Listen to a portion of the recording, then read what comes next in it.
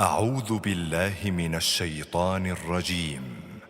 بسم الله الرحمن الرحيم.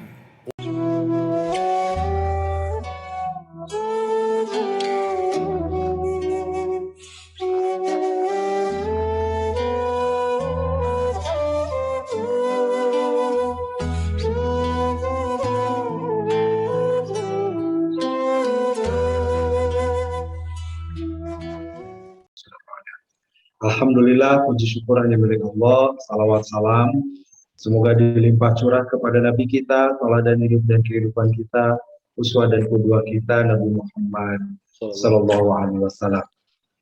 Alhamdulillah, Bapak Ibu yang saya hormati, saya bersyukur dan berbahagia Alhamdulillah di malam hari ini. Kalau di Bandung dan khususnya daerah Cianjuang, Pak Dr. Awan juga ya, ini sedang hujan ya. Alhamdulillah, mungkin sebagian di bawah juga sedang hujan. Walaupun hujan karena ngajanya di rumah, jadi tidak hujan ya, insya Allah. Semoga jalan turunnya rahmat juga bagi kita semua. Dan kita bersyukur juga Allah mengkaruniakan kepada kita kesempatan kesehatan sehingga di malam hari ini, insya Allah kita bisa bersilaturahmi bersama-sama, tolabul ilmi, semoga menjadi jalan keberkahan hidup kita dan bekal pulang kita kepada Allah nanti. Bapak Ibu yang baik, sebagaimana judul yang dimintakan berkaitan dengan bagaimana hikmah di balik kemuliaan akhlak Rasulullah SAW, di judul yang diberikan.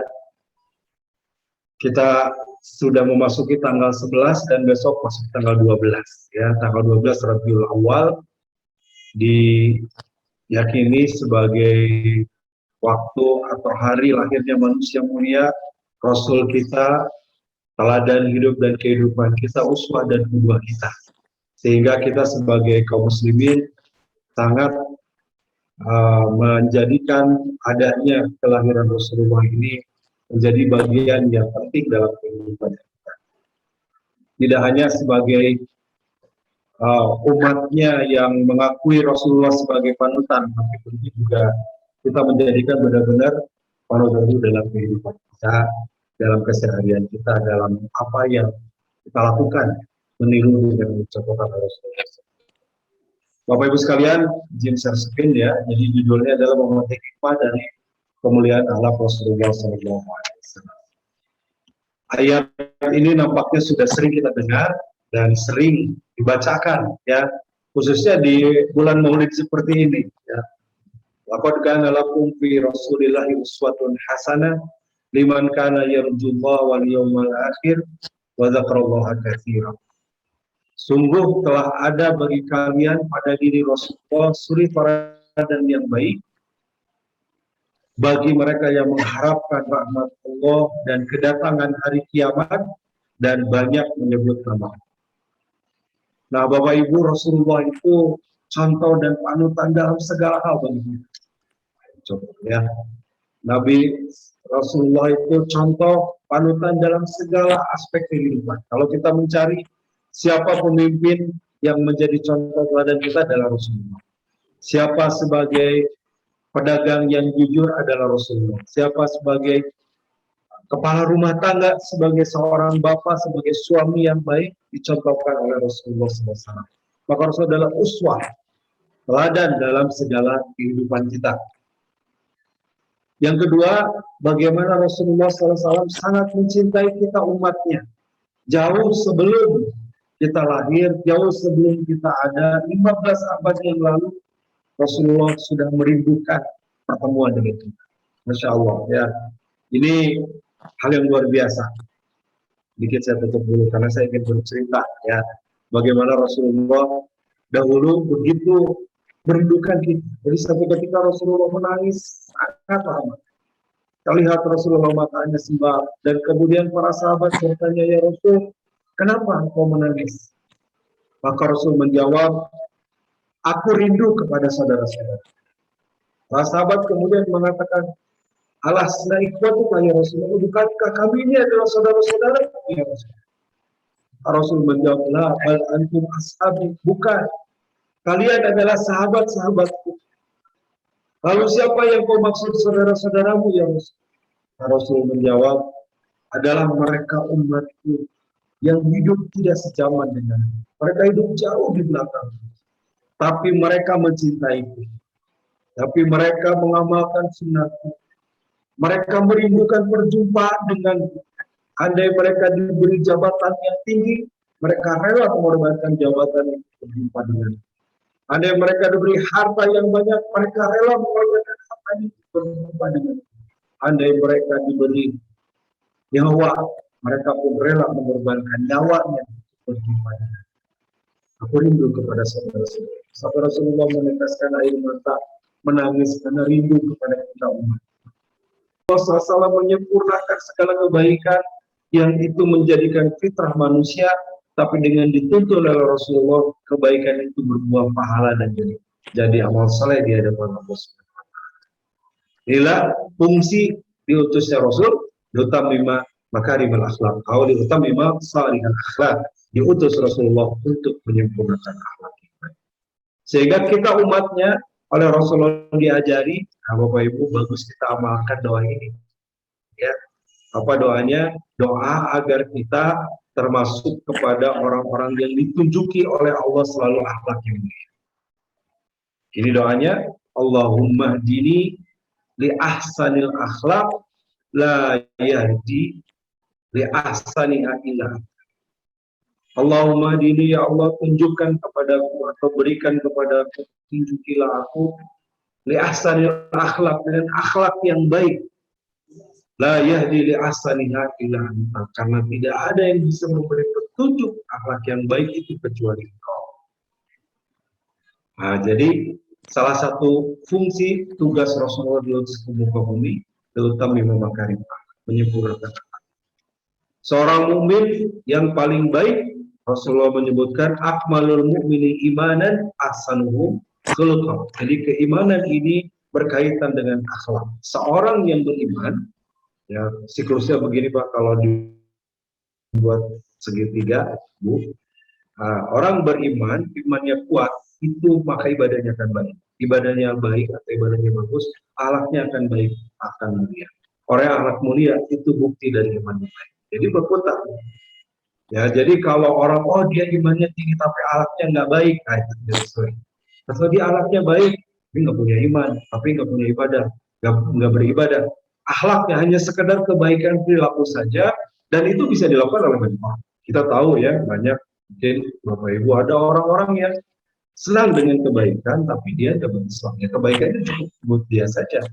Kebaikannya yang tidak dibarengi dengan keimanan, kebaikannya hanya sekedar kebaikan yang secara duniawi saja, tidak sampai jadi kebaikan di hadapan Allah. Maka akmalul mu'minina imanan ahsanuhum khuluqan. Orang mukmin yang sempurna imannya adalah yang paling baik.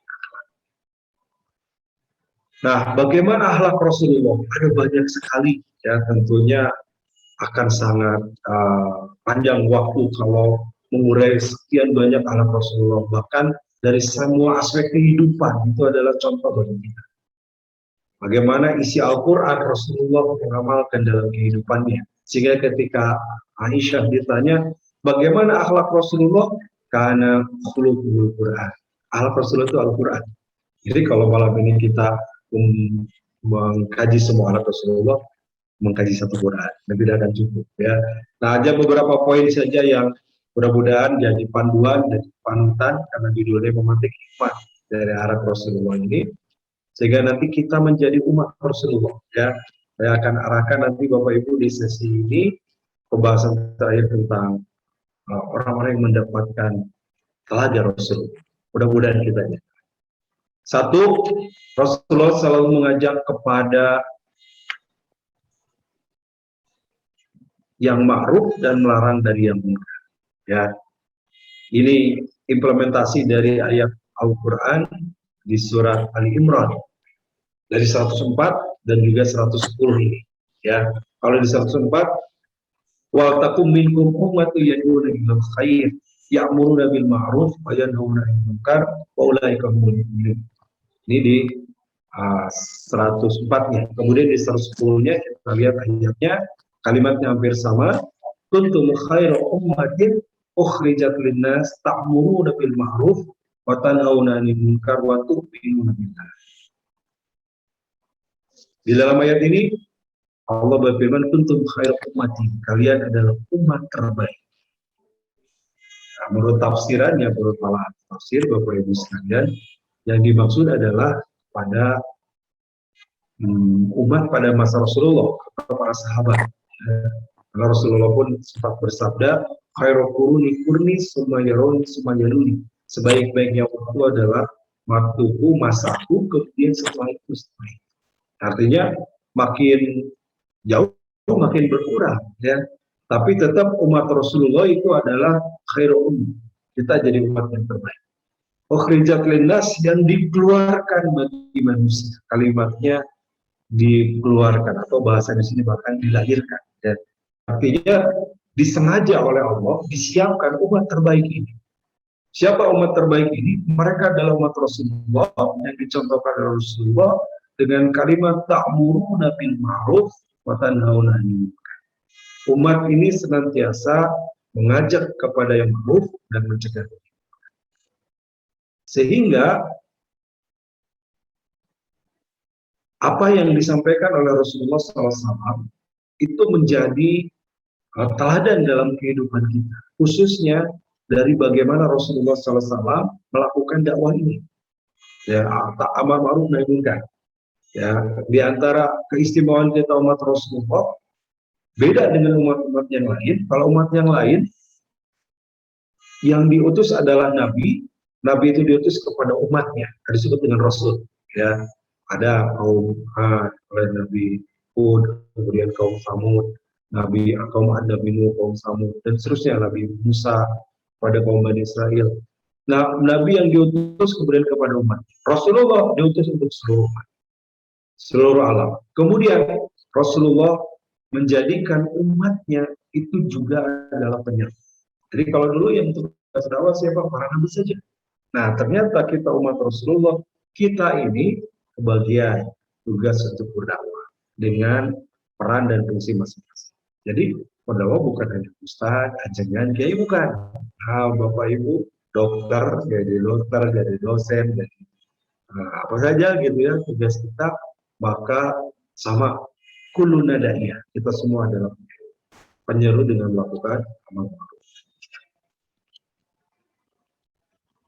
Nah, ini perintahnya, bahkan ini menjadi bagian tugas kita di dunia ini yang Rasulullah juga contohkan dan Rasulullah perintahkan kepada kita umatnya. Man ra'a minkum munkaran falyughayyir biyadihi, fa illam yastati fa bilisani, fa illam yastati fa biqalbi, wa dzalika adhaful iman. Siapa yang melihat kemungkaran mana, maka hendaklah dia mencegah kemungkaran itu biyadi, dengan tangannya. Juga menafsirkan tangannya dengan kekuasaannya. Ilam yastati pabilisani, tidak bisa maka dengan lisannya. Umat Rasul bisa menasihati, menyampaikan kebenaran, mengingatkan, itu pabilisan. Ilam yastati pabiqalbi, wadzalika adhaful iman. Jika tidak bisa maka dengan hati, dan itu selemah-lemahnya iman. Lanjutkan. Jadi satu, Rasulullah selalu beramal ma'ruf nahi munkar. Itulah akhlak Rasulullah. Dan dalam beramal ma'ruf nahi munkar, Rasul memberikan contoh yang terbaik. Nah, sebelum ke sini ya, bagaimana ketika Rasul awal dakwah, Rasulullah ke Taif, orang-orang Taif melempari Rasulullah.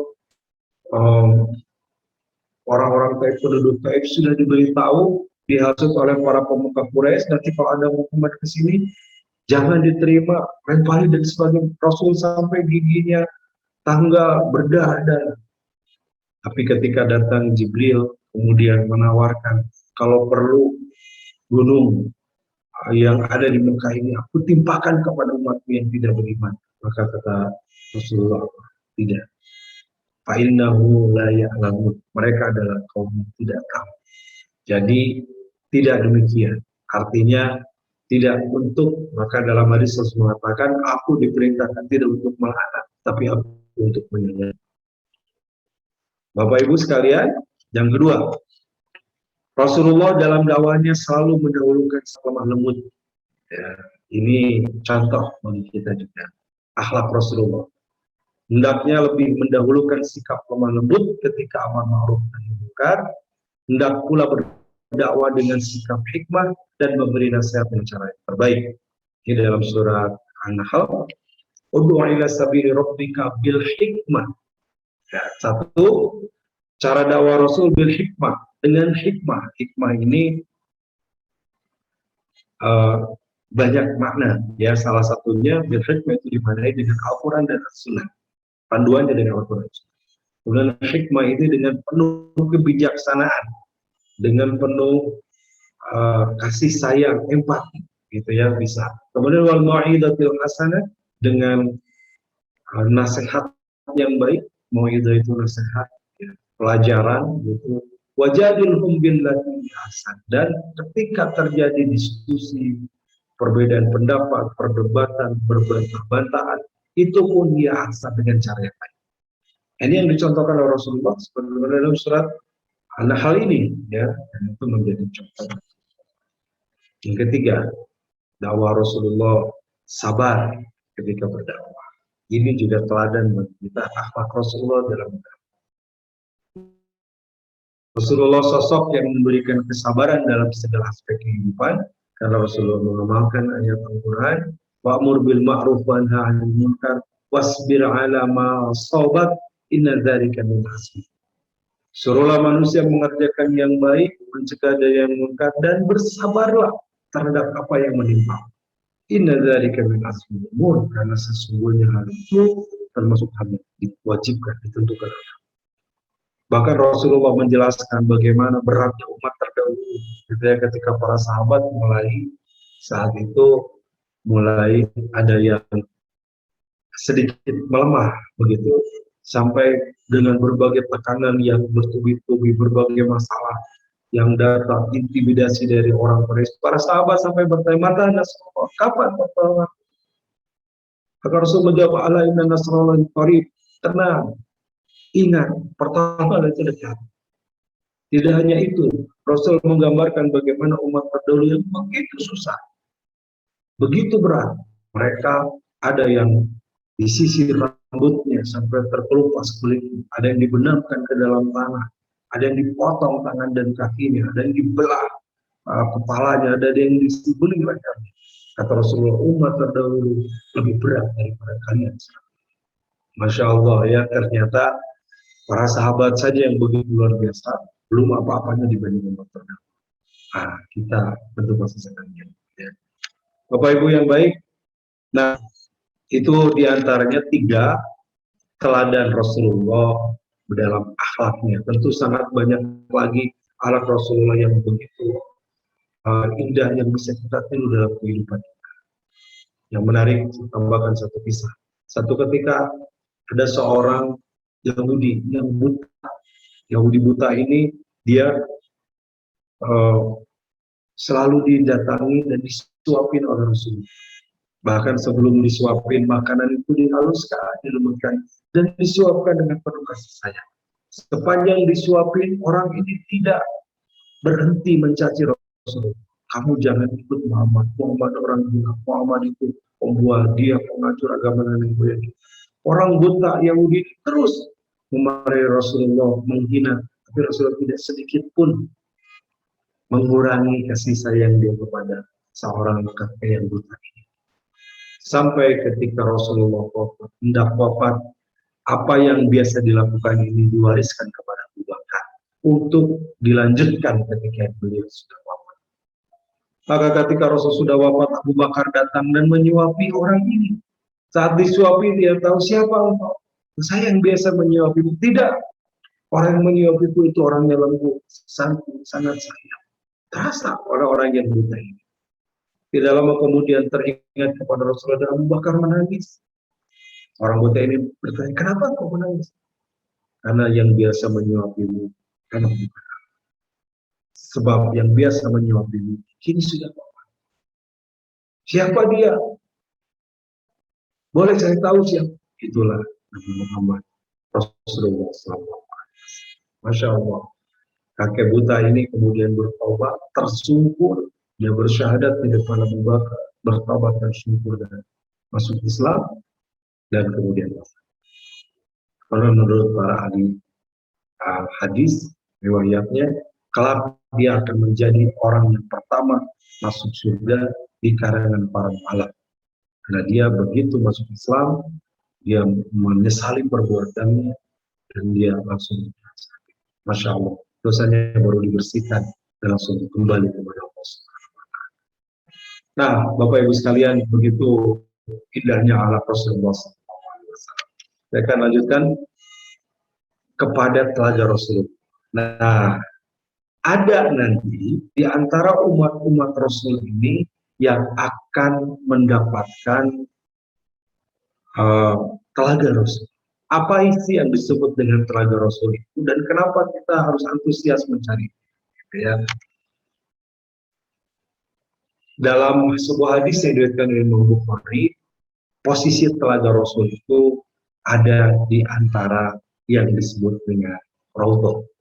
Mungkin kalau ada Bapak Ibu yang pernah umroh, kita pernah ke Madinah, gitu ya. Di Madinah itu salah satu tempat yang didatangi oleh para jemaah adalah Raudhah. Karena Rasul bersabda dalam hadis yang diriwayatkan oleh Imam Bukhari ini, ma baina baiti wa minbari raudhatun min riyadil jannah. Di antara rumahku dan mimbarku ada taman di antara taman-taman surga. Wa minbari ala haudhi, dan mimbarku itu berada di telaga. Ini yang dimaksud telaga. Ada beberapa pendapat yang berbeda yang memaknai daripada raudhah ini.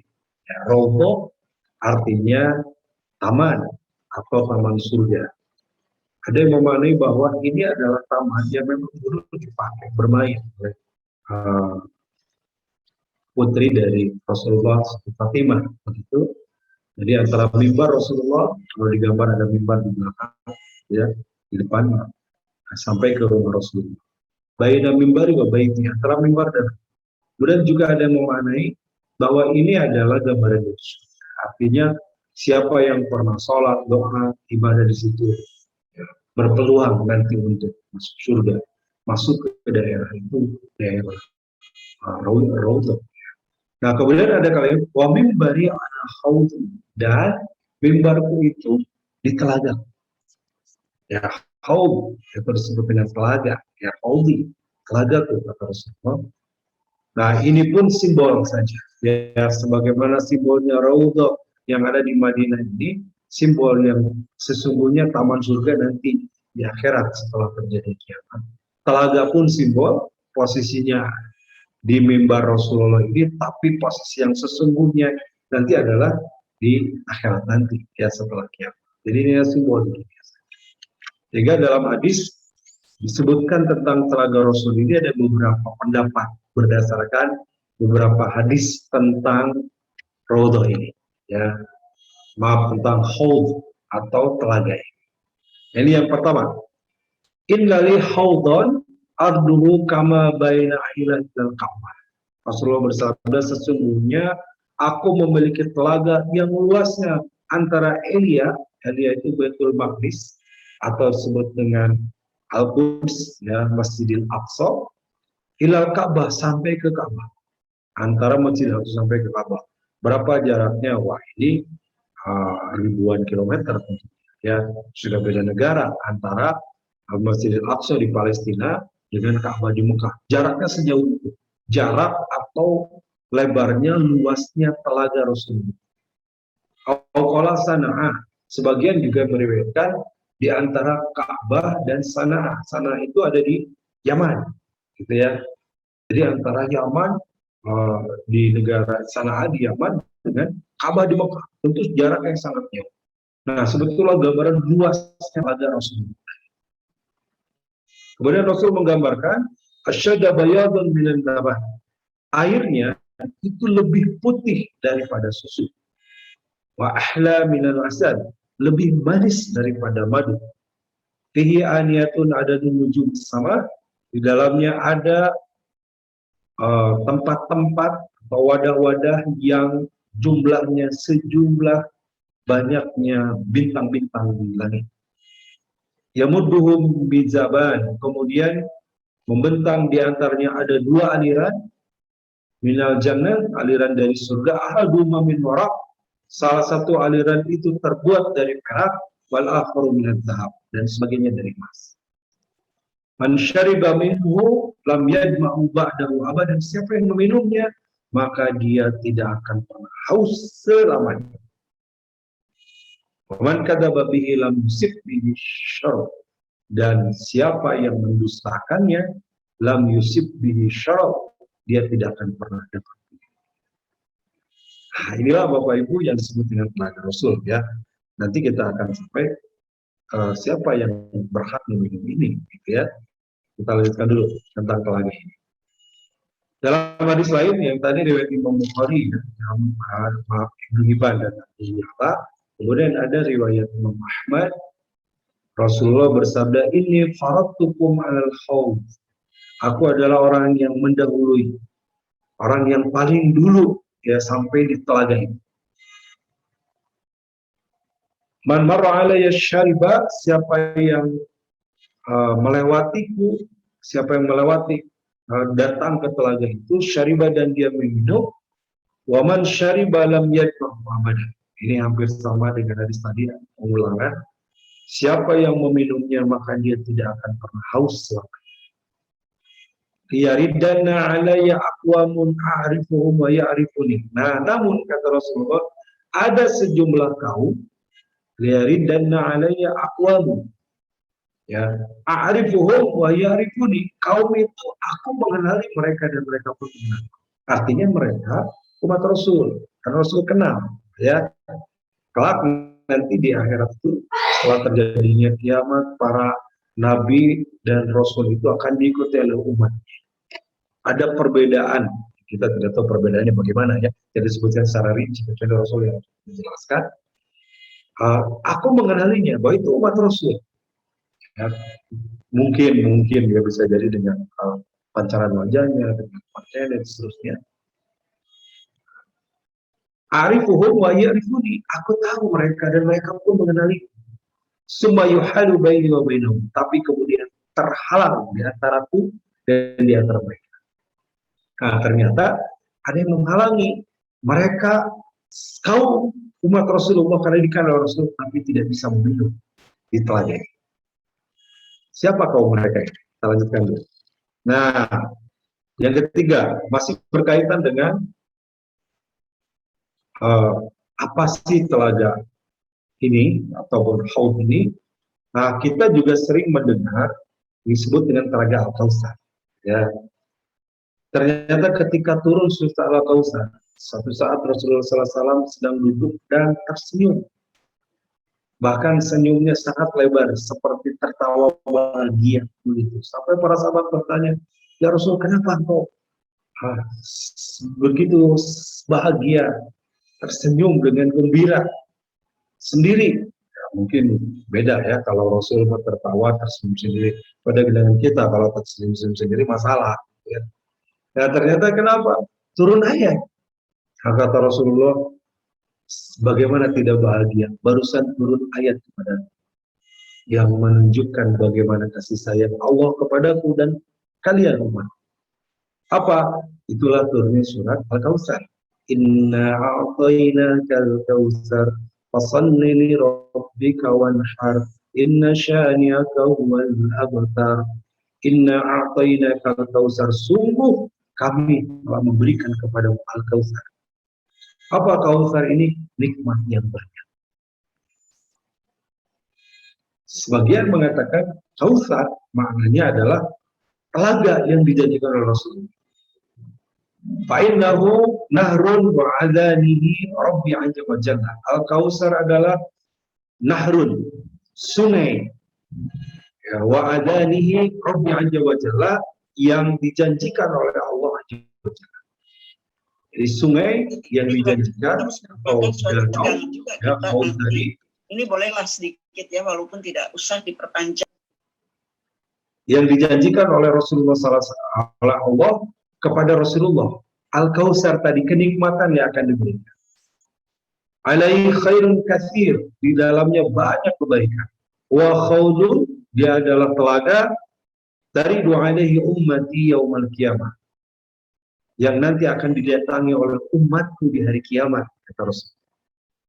Aniyatu adadun nujum, yang bejanaknya, tempatnya sejumlah bintang-bintang.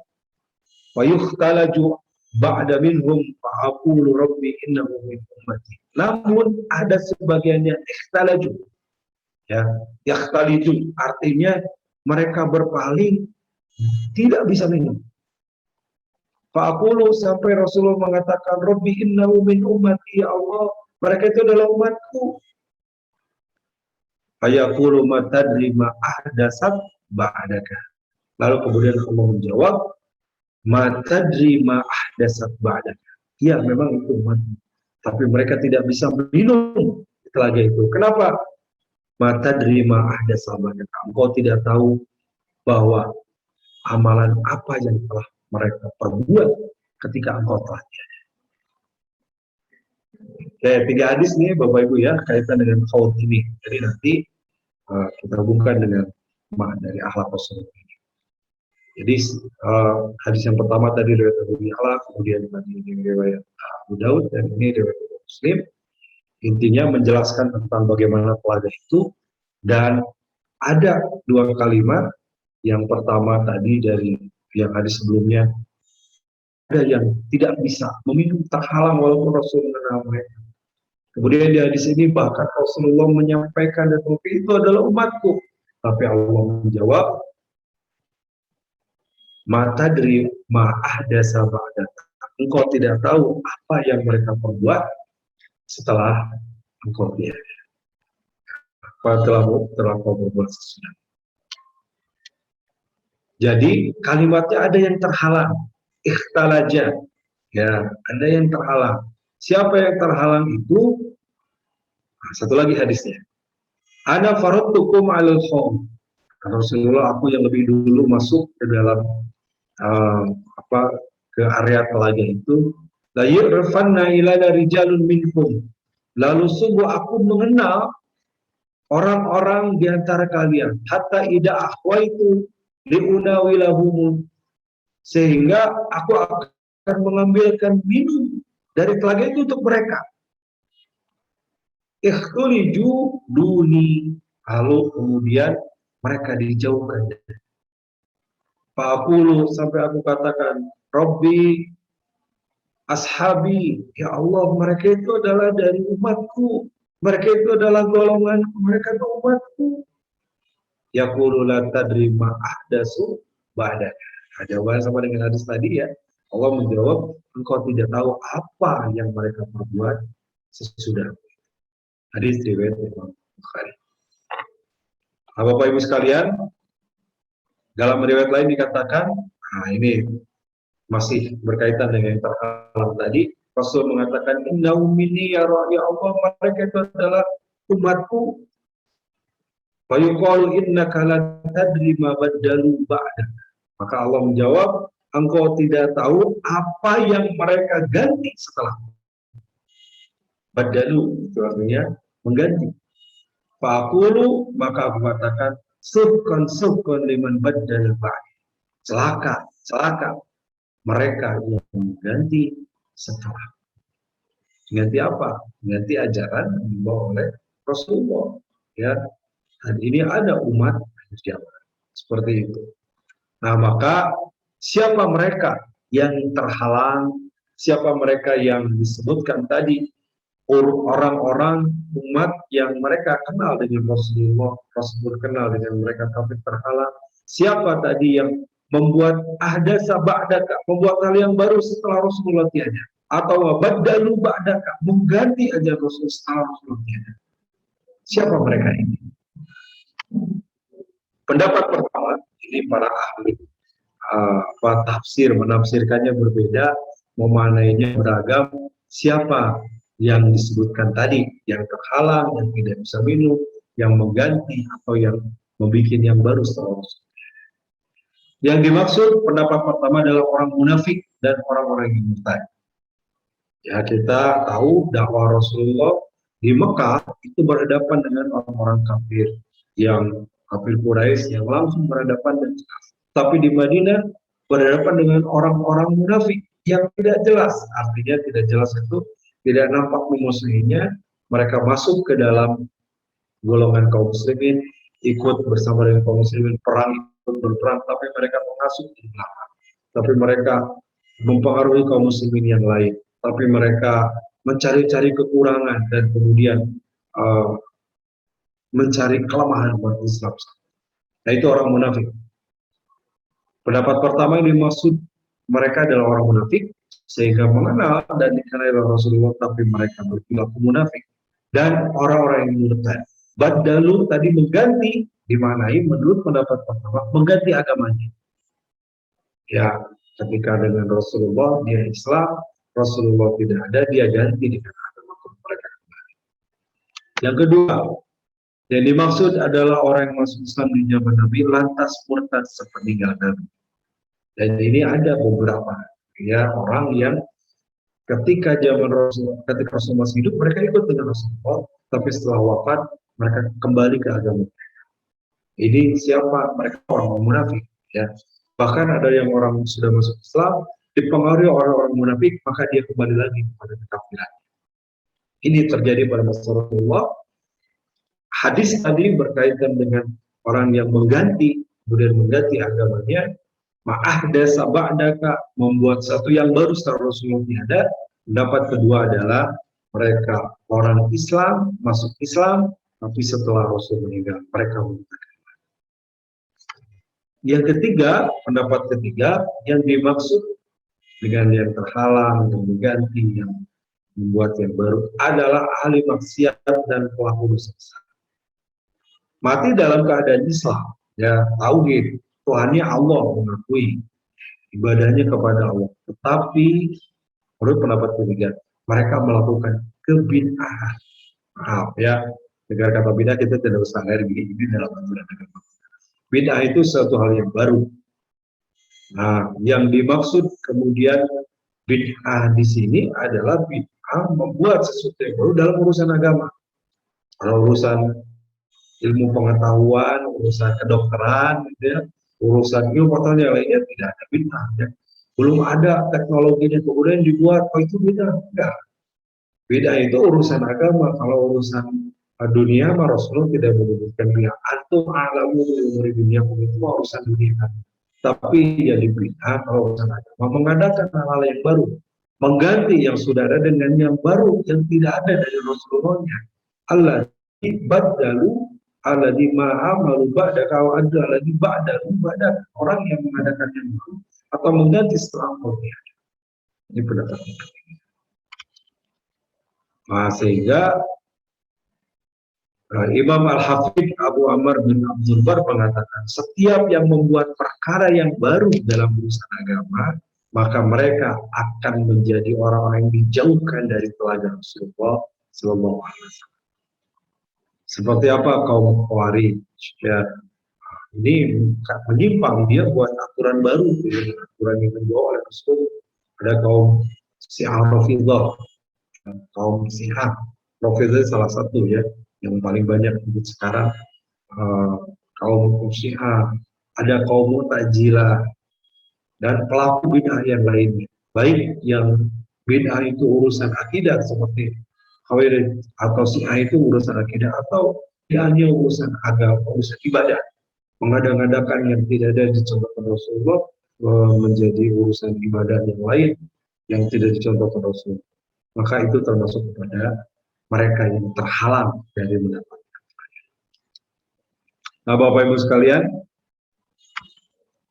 ringkasnya, jadi bagaimana untuk kita bisa minum dari telaga Rasulullah?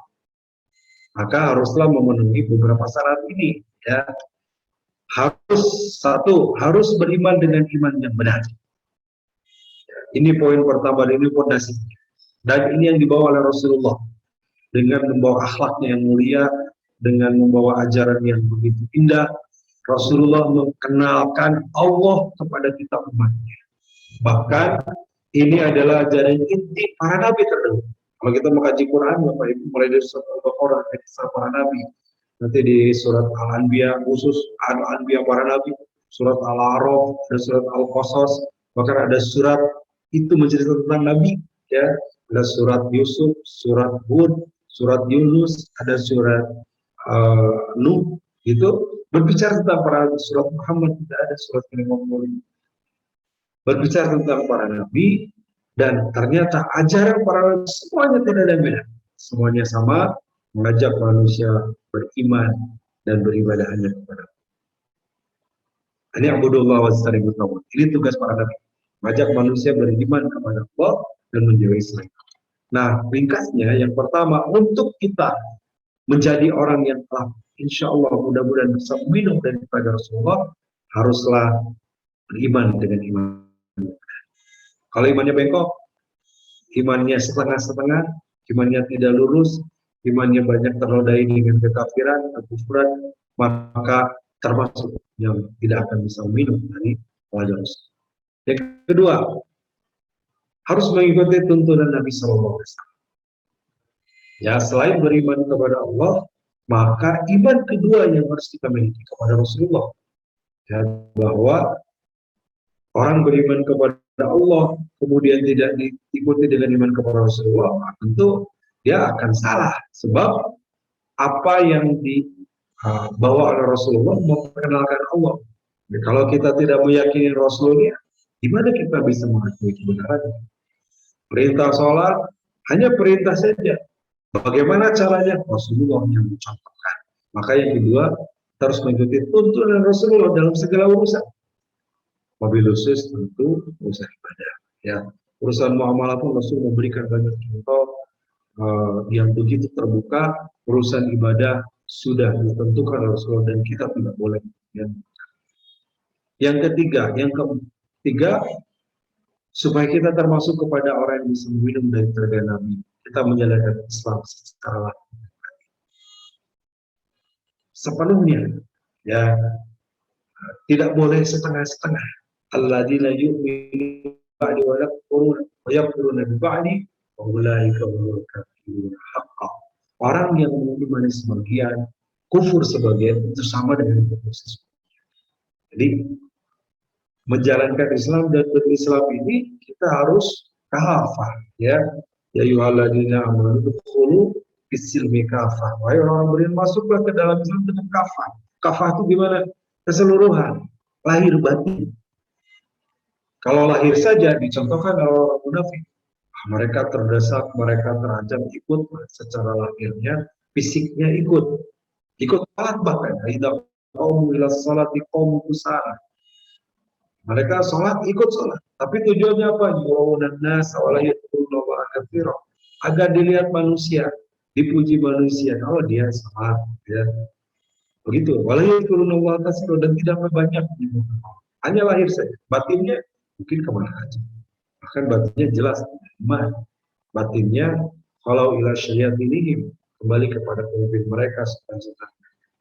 Nah, supaya kita bisa minum telaganya, harus Islam kita kita laksanakan syariat Islam, tidak pilih-pilih, tapi semua syariat kita jalankan, karena semua syariat itu pasti baik bagi kita, pasti baik untuk dunia akhirat.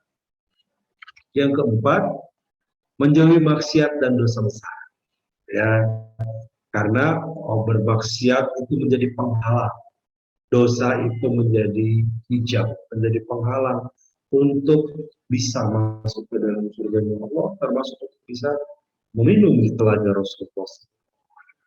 Maka sebisa mungkin menjauhi maksiat, sekecil mungkin menjauhi dosa, sehalus mungkin menjauhi segala kemaksiatan, karena itu akan menjadi penghalang kita untuk bisa meminumnya.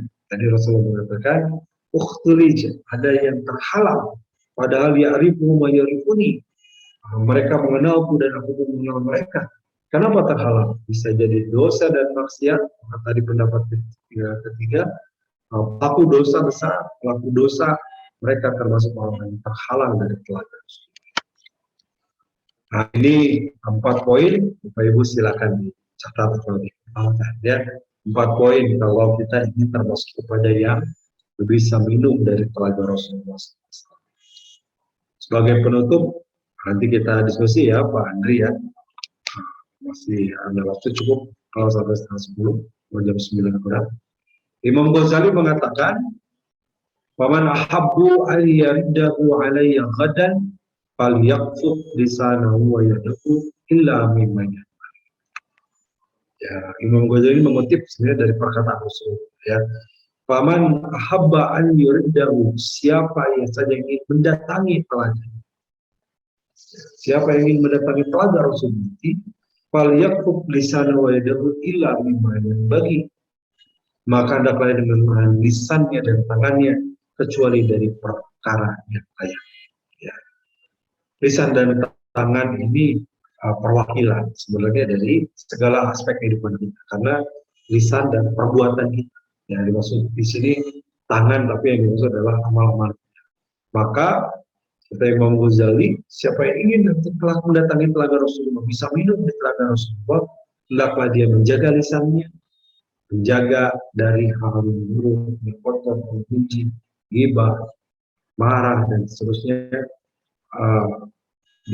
Diganti dengan zikir, baca Quran, menyebut banyak nama Allah, mengingat Allah, dan juga tangannya.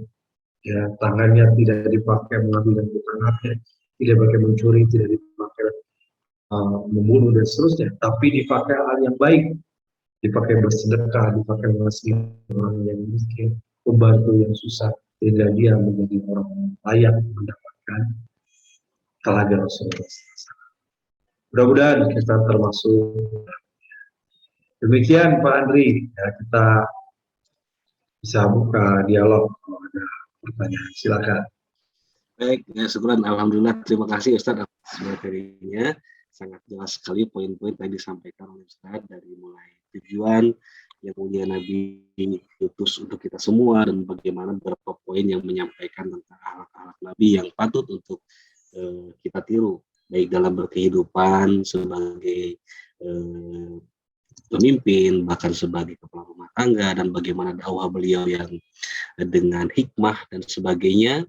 Lalu tadi juga disampaikan yang seharusnya menjadi impian kita semua, karena biasanya Ustaz kalau umat muslim tuh pengennya tuh masuk surga gitu ya, belum tahu di sana tuh ngamalin tuh bakal melewati apa saja gitu ya. Sangat takut sekali ya kalau sampai ternyata Rasul nanti terhalang kita dihijab, sementara di sana di padang mahsyar tuh panasnya luar biasa sekali, tentu haus ya, di sana tuh haus yang teramat sangat, dan kita tidak dibolehkan minum. Ya Allah, innalillahi, mudah-mudahan kita dilindungi dari itu semua. Dan tentu disampaikan Ustaz beberapa tips bagaimana agar kita di sana akan mendapatkan air minum, dan Masya Allah, Rasul sendiri akan memberikannya kepada kita langsung ya Ustaz ya. Masya Allah. Silakan kepada para peserta jamaah sekalian yang memiliki pertanyaan apapun seputar dengan akhlak Nabi, seputar dengan maulid Nabi. Nah, ini biasanya tentang maulid banyak pertanyaan. Silakan mangga, Prof. Azali, mangga silakan Bro. Assalamualaikum warahmatullahi wabarakatuh. Waalaikumsalam. Waalaikumsalam. Saya bertanya, apakah dibenarkan supaya kita iman kita meningkat, kita itu selalu memohon doa ditetapkan iman, yaitu dengan membaca Ali Imran 3 nomor 8 itu Ustaz. Robbana la tuzigh qulubana ba'da idh hadaitana wa hab lana min ladunka rahmah innaka antal wahhab. Jadi itu selalu baca itu, apakah dibenarkan? Terus yang keduanya, Ustaz, bahwa katanya untuk meningkatkan itu, kalau kita beribadah kepada Allah, seakan-akan kita melihatnya, kalau meskipun kita tidak bisa melihatnya gitu. Bagaimana komentarnya? Baik, terima kasih Prof. Pertanyaannya sangat bagus sekali, Masya Allah. Tadi yang pertama adalah terkait doa Ali Imran ayat 8, dalamkan untuk memohon ketetapan hati. Silakan Ustaz. Baik, terima kasih Pak Prof. Alhamdulillah pertanyaannya bagus sekali. Yang pertama, apakah dibenarkan doa betul Jadi di dalam Al-Quran itu banyak sekali berkaitan dengan doa-doa yang dicontohkan oleh diajarkan oleh Allah langsung kepada Rasulullah untuk diamalkan oleh Rasul dan kita umatnya. Ya, banyak di surat Al-Baqarah ada doanya, di dalam surat Al-Imran ada, surat An-Nisa ada. Nah, salah satunya di surat Al-Baqarah ayat 8 ini. Dan ini doa dalam Al-Quran adalah doa terbaik. Jadi kalau kita mau berdoa, satu, ambillah doa itu dari kalimat Al-Quran. Yang kedua, ranking keduanya dari hadis-hadis Rasulullah. Rasulullah banyak juga memberikan contoh-contoh doa di kitab-kitab fikih, bahkan ada khusus bab doa. Contoh misalkan fikih yang sederhana di fikihnya Ibnu Hajar Asqalani, kitab Bulughul Maram itu ada khusus bab doa. Bahkan ada para ulama yang mengumpulkan doa-doa khusus doa-doa Rasulullah. Tebal, artinya banyak berarti doanya. Ya. Nah yang ketiga, doa ini boleh bebas, artinya tidak dari Quran, tidak dari hadis, tapi dari para ulama. Ya, para ulama menyusun kalimat-kalimat doa yang begitu indah. Nah, kita baca itu juga boleh. Atau bahkan boleh doa itu dengan bahasa kita, ya. Bahasa kita, artinya kita yang merangkai kata doa itu bahkan juga boleh dengan bahasa Indonesia, sebagai orang Indonesia pakai bahasa Sunda, bahasa Jawa, Padang, Inggris, ya, dan seterusnya. Karena Allah Maha Tahu dan Maha Menguasai semua bahasa. Nah, jadi bagaimana dengan Rabbana la tuzigh qulubana ba'da idh hadaitana wa hab lana min ladunka rahmah innaka antal wahhab. Ini doa yang sangat baik untuk kita amalkan. Pertama, lewat doa ini kita minta Rabbana la tuzigh qulubana, ya Allah jangan kau putar balikan, kau palingkan hati kami. Ya, artinya kita minta ketetapan hati lewat doa ini. Ya. Ba'da idh hadaitana, setelah kau beri petunjuk kepada kami. Karena banyak sekali orang orang yang mudah tergelincir hidayah. Nah, kita diminta ketetapan dalam hidayah ini. Dan Rasulullah sudah menyebutkan, kalau di akhir zaman nanti orang-orang banyak yang pagi beriman, sore sudah lepas iman. Sore beriman, pagi sudah hilang. Nah, kita minta lewat doa ini, la tuzigh qulubana ba'da idh hadaitana. Jangan kok putar balikan hati kami, palingkan hati kami setelah kami mendapat hidayah. Ini bagus sekali kalau kita bisa amalkan, baca supaya Allah memberikan ketetapan ini. Dan ditutup dengan kalimat innaka antal wahhab. Mengakui bahwa Allah al-wahhab. Allah itu Allah Maha Pemberi. Artinya kita mengakui betul bahwa Allah yang memberi hidayah itu. Jadi kita manusia nggak bisa memberi hidayah. Rasul pun nggak bisa memberi hidayah. Rasulullah itu sedih dan menangis selama ketika pamannya Thalib yang melindunginya, yang menaunginya saat berdakwah. Tapi wafat dalam keadaan tidak Islam. Tapi Allah menegurnya supaya Rasul tidak larut dalam kesedihan yang lama. Innama antal balad, tugasnya menyampaikan. Dan hidayah itu milik Allah. Jadi, betapa mahal kita punya hidayah ini. Betapa mahal kita bisa diberi hidayah. Sebab kalau enggak, kita nggak akan beda dengan orang. Nah, innaka antal wahhab, oleh hidayah. Dan kita akui. Pertanyaan kedua tentang bagaimana kita beribadah merasa ditatap Allah. Ini juga penjelasan Rasulullah tentang ihsan. Ya. Di hadis yang diriwayatkan oleh Imam Bukhari, ketika Rasulullah didatangi oleh malaikat Jibril, Jibril bertanya 3 hal kepada Rasul, mal Islam, mal iman, kemudian bertanya tentang ihsan. Ya. Datang seorang laki-laki bayadus syab, laki-laki dengan pakaian yang sangat putih, rambutnya hitam, datang kepada Rasulullah dan mendekatkan kaki dia dengan kaki Rasulullah. Sampai para sahabat heran, siapa orang ini? Disebut orang jauh, tidak terlihat perjalanan jauh. Disebut orang dekat, ada yang kenal. Lalu orang ini bertanya kepada Rasulullah, mal iman, apa itu iman? Rasul menjelaskan tentang itu iman. Untuk binubillah, wa malaikatihi wa kutubihi wa rasulihi wa iman. Wa qudrati khair wasyati, iman kepada Allah, Rasul, kepada Allah, malaikat, kitab, Rasul, hari kiamat, dan takdir. Lalu kata orang ini, saudara, kok benar? Para sahabat tambah bingung, orang ini kok bertanya tapi membenarkan. Nanya lagi, mal iman, mal Islam, apa itu Islam? Maka Rasul jawab dengan arkanul Islam, rukun Islam. Kita syahadu ala ilallah wa anna Muhammadar Rasulullah wa tuqimus shalah wa tu'tiyaz zakat wa tasum Ramadan wa tahujjal bait man istata'a ilaihi sabil. Engkau bersyahadat kepada Allah dan Rasulnya, mendirikan salat, menunaikan zakat, berpuasa di bulan Ramadan, dan haji ke Baitullah jika engkau mampu di jalannya. Orang itu mengatakan, sedekah. Nah, lalu bertanya, yang ketiga nih, pertanyaan Prof tadi, mal ihsan, apa itu ihsan? Maka Rasul menjawab, anta budallah ka'annaka tarah, fa illam takun tarah fa innahu tarah. Ihsan adalah engkau beribadah seolah-olah engkau melihat Allah. Jika engkau tidak melihat Allah, maka yakinlah engkau. Nah, jadi kalau kita sholat merasa di tempat Allah, itu sudah derajat ihsan.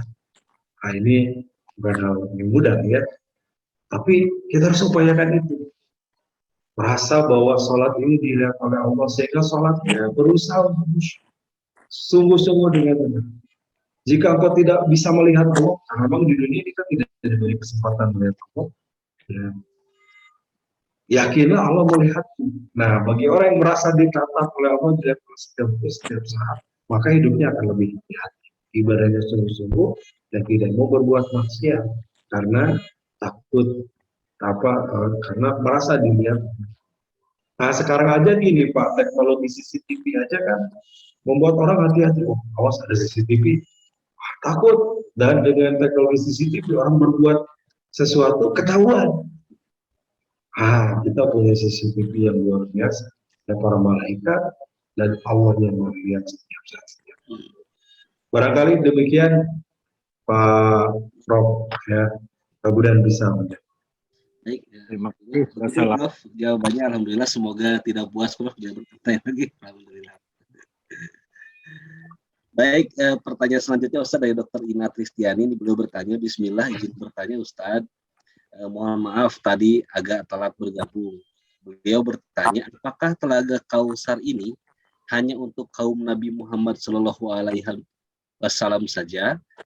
Bagaimana dengan kaum nabi-nabi yang lain, Ustaz? Apakah kesempatan sama? Ustaz? Ya, nah ini betul. Ini adalah salah satu keutamaan, kekhususan. Ya, isu umat Rasul, kekhususan dari umat Rasulullah. Ada banyak kekhususan. Di antaranya yang tadi disebutkan bahwa khusus kita umat Rasul punya tugas dakwah. Ya, punya tugas dakwah. Dulu Rasul berdakwah, para nabi terdahulu hanya nabi kepada umatnya saja. Nah, kita selain nabi, para rasul, selain Rasulullah, para sahabat sampai kepada kita ini punya tugas dakwah. Sampaikan kebenaran, balik wani walau ayat, sampaikan dari walau satu ayat. Itu artinya kita memang ditugaskan untuk menyampaikan kebenaran. Ini umat Rasul beda dari umat Nabi. Yang kedua, kekhususan umat Rasul adalah umat Rasul kelak menjadi umat akhir zaman, kita akhir zaman, ya, umat terakhir dan Rasul dan Nabi dan Rasul yang terakhir tapi akan masuk surga yang pertama. Ya, malaikat Jibril menyampaikan, kalau Muhammad tidak akan ada yang masuk surga lebih dulu kecuali engkau dan tidak ada umat yang lebih dulu masuk surga kecuali umat. Itu. Yang ketiga, umat Rasul adalah umat terbanyak. Rasul mengatakan, aku bangga menjadi umat terbanyak di antara umat-umat Nabi. Jadi umat yang paling banyak di antara Nabi yang lain. Ya, akhir zaman paling banyak. Dan termasuk kekhususan umat Rasul adalah diberikannya Telaga Al-Kausar ini. Jadi ini hanya umat Rasul, umat lainnya enggak, ya, karena kekhususan yang Allah berikan kepada kita sebagai umat Rasul. Begitu. Baik, begitu Dokter Ina telah dijawab oleh Ustadz Mulyadi. Silakan kepada para peserta yang lain yang akan bertanya, mangga, kita masih ada waktu kurang lebih sekitar 15 menit lagi barangkali sebelum nanti ditutup dengan doa.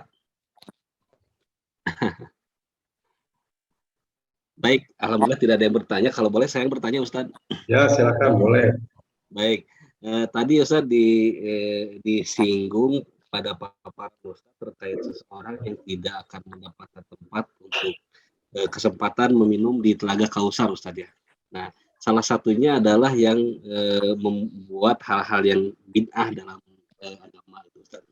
Sementara di musimnya bulan Maulud ini, Ustaz ya, ini kita banyak melihat contohnya lah, misalkan di beberapa status teman kita ada yang menyampaikan status tentang cinta kepada Nabi, mengingat kembali. Ada juga yang memasang posting status-status tentang sejarah Muludan itu sebetulnya bla bla bla bla bla pada zaman masa Prancis oleh ini ditujukan, ya intinya mereka tidak setuju karena itu bid'ah gitu saja. Nah, mohon penjelasannya terkait dengan Mauludan ini, yang mana yang disebut Mauludan yang bid'ah itu seperti apa, dan yang justru yang tidak seperti apa, karena di sini ada dua persepsi, Ustaz. Karena kalau menurut Abdi pribadi, saya pribadi dalam Maulud ini ya mengkaji ilmu kembali agar kita makin di trigger kembali untuk mengingat betapa Rasul itu mencintai kita, masa kita lupa gitu. Minimal suka turun kalau saja kita naik turun. Itu Ustaz, mohon penjelasannya Ustaz. Baik, ya betul. Mengenai Maulid ini, setahu saya memang ada dua pendapat. Jadi ada yang mengadakan, ada yang menganggap itu bid'ah, ada yang menganggap itu sunnah. Sunnah dalam artian ya melakukan hal kebaikan, ya. Dan saya kira tidak akan berakhir perbedaan ini, gitu. Ya, bagi yang menganggap bid'ah, dari kata bid'ah itu hal yang baru, benar, karena Rasulullah tidak melakukan, gitu ya. Zaman Rasulullah berarti hal yang baru bid'ah. Oh, ini ada handphone bid'ah, karena zaman Rasulullah belum ada handphone, ya. Kemudian apa nih, ada piring, ada gelas, bid'ah, zaman Rasulullah mungkin belum ada. Artinya satu yang baru dalam bahasa Arab disebut, ya. Tapi bid'ah itu akan menjadi hal yang sangat berbahaya kalau kepada urusan syariat. Bahkan berbahaya lagi kalau kemudian menjauhkan dari syariat yang sesungguhnya, disebut dengan bid'ah dolalah. Sehingga Rasulullah ini ada pernah bersabda, ya, kullu bid'atin dolalah wa kullu dalalatin finnar. Setiap bid'ah itu sesat, dan setiap sesat itu akan masuk neraka. Nah, bid'ah yang dolalah itu yang seperti apa? Ini harus kita definisikan. Ya. Nah, bid'ah dolalah adalah ketika mengadakan urusan baru dan urusan agama yang itu kaitan dengan ibadah, akidah dan ibadah. Ya, meyakini Allah itu satu, lalu kemudian mengadakan atau mengeluarkan pendapat Allah itu lebih dari satu. Wah, itu hal yang baru yang tidak diajarkan Rasul, urusan akidah, itu jelas terlarang. Yang kedua, kaitan ibadah. Bikin hal yang baru, sholat, gitu ya, subuh 2 rakaat, saya mah senang olahraga 8 rakaat aja. Nah, itu baru, gitu kan, mengadakan aturan baru di luar yang ditentukan Rasul. Gitu. Nah, prinsipnya begini, kalau urusan ibadah ada sebuah kaidah, aslu fil ibadati al-butlan atau at-tahrim. Asal dari ibadah itu kosong atau terlarang, tidak boleh beribadah. Hatta yakuma dalil min awamir, kecuali ada perintah.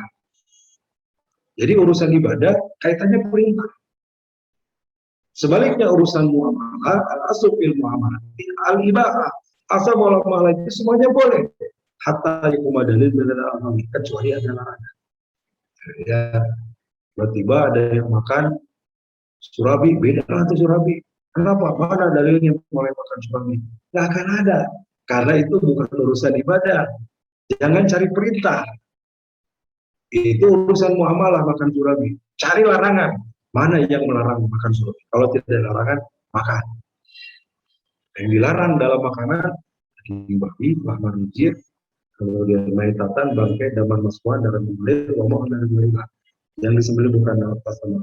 Ada tambahan dari Rasulullah beberapa sedikit, ya, seperti binatang bertaring, berkuku. Sisanya berarti halal. Jangan cari larangan, jangan cari perintah, carinya larangan. Yang dilarang jauhi, berarti yang dilarang boleh. Nah, kalau urusan ibadah, carinya perintah, diperintahkan atau tidak. Kalau tidak diperintahkan, jangan dilakukan. Gitu.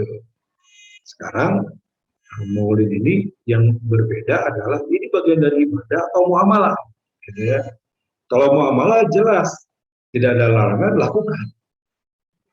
Tapi kalau itu ibadah, sepertinya sholat, zakat, puasa, maka itu hal yang baru ditinggal. Nah gitu ya prinsipnya Pak. Nah karena ini akan selalu ada perbedaan, ada yang mengatakan mungkin saja ini ada apa 61 partisipan ya, 60 mungkin 61 dengan saya. Di Bapak Ibu ada yang sepakat, ada yang tidak. Saya mau ngadain mudah, saya mah enggak. Perbedaan ini hal yang mungkin muncul. Tapi apa yang kita lakukan dengan perbedaan? Satu, pelajari keduanya. Kata yang ini, oh ini alasannya. Kata yang tidak ada, ini alasannya. Pelajari keduanya. Ambil salah satu yang meyakini, yang kita yakini.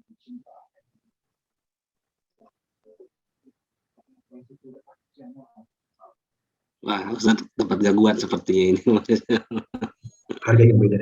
Ya. Itu masalah musik jadi ribut karena masing-masing merasa benar ya. Karena saya benar, Anda salah. Harusnya balik ya. Karena kalau sudah saya benar, Anda salah, itu jadi ngobrol. Tapi saya benar, Anda tidak salah. Anda benar dan saya tidak salah. Pelajari keduanya, ambil salah satu yang kita yakini, harga yang beda dengan kita. Itu lebih aman.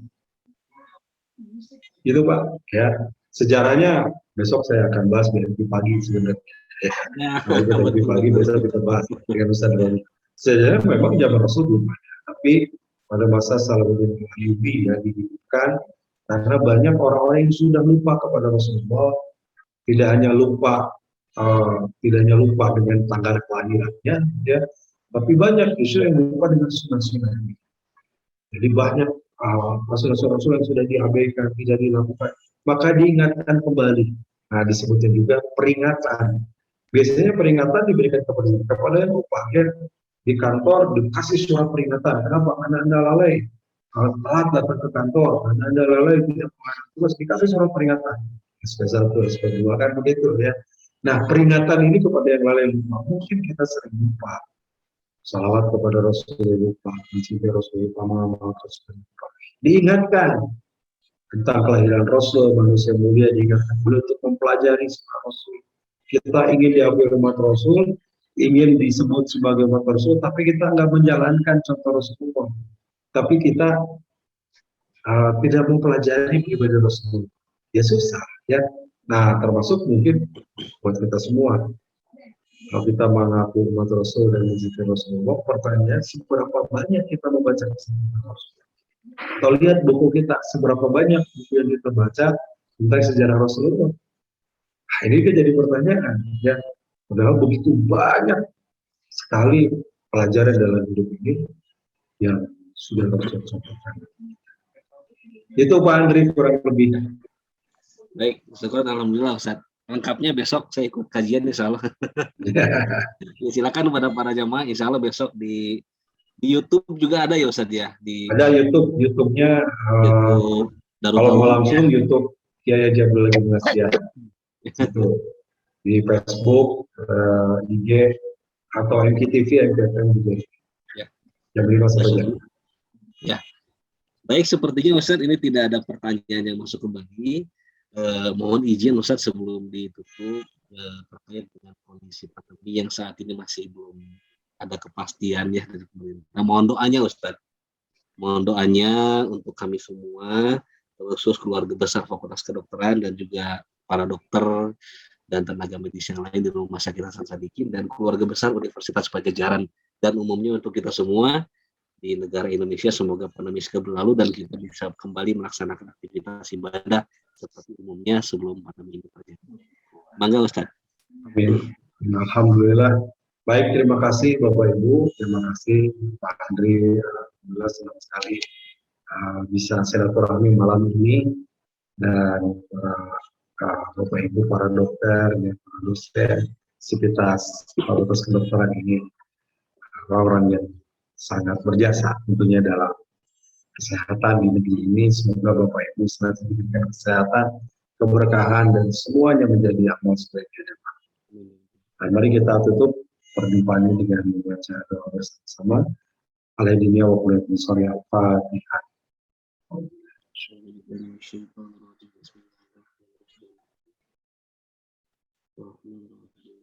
Allahumma shalli wa sallim wa barik ala Muhammad wa ala alihi wa sahbihi ajma'in. Amin. Allahumma ighfir lil mu'minina wal mu'minat, muslimina wal muslimat, al-ahya'i minhum wal amwat. Innaka qaribun mujibud da'wat wa ya qadiyal hajat. Allahumma ighfir lana dhunubana wa liwalidayna warhamhum kama rabbawna shighara. ولإخواننا الذين سبقونا بالإيمان ولا تجعل في قلوبنا غلا للذين آمنوا ربنا إنك رؤوف رحيم. الله يا رحمن يا رحيم يا حي يا قيوم برحمتك نستغيث يا حي يا قيوم برحمتك نستغيث. Ya Allah, ampuni segala dosa kami, ampuni segala kesalahan kami, hapus segala dosa kami, tutup segala aib. Ya Rabbana, mudahkan segala urusan. Pilih kami di antara barisan umat Rasulullah. Jadikan kami di antara umat Rasul yang kelak bisa bertemu dan berkumpul dengan Rasulullah.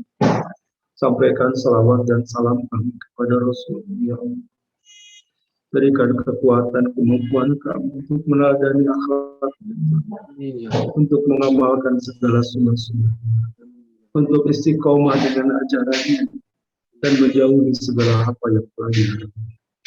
Hanya kepada Engkau lah kami memohon, berkahi pertemuan ini, berkahi majelis ini, catatlah siapapun yang hadirkan saat ini. Berkahi ilmu kami, berkahi amal kami, berkahi harta kami, berkahi rumah tangga kami, berkahi anak dan keturunan kami. Allahumma rabbana taqabbal minna innaka antas samiul alim wa tub alaina innaka antat tawwabur rahim. Rabbana atina fid dunya hasanah wa fil akhirati hasanah wa qina adzabannar. Subhana rabbika rabbil izzati amma yasifun. Wassalamun alal mursalin. Alhamdulillahi rabbil alamin. Baik, alhamdulillah, terima kasih Ustadz Jazakallah khairan katsiran atas paparan dan juga panjatan doanya memimpin kita semua. Semoga Allah mendengar dan mengijabah doa kita semua pada malam hari yang sangat baik ini. Alhamdulillah, terima kasih juga kepada para jamaah sekalian yang telah hadir pada malam hari ini, dan juga terima kasih kepada teman-teman dari IT yang mengawal kegiatannya sampai dengan selesai. Alhamdulillah lancar. Semoga menjadi amal ibadah kita semua di hadapan Allah Subhanahu wa taala.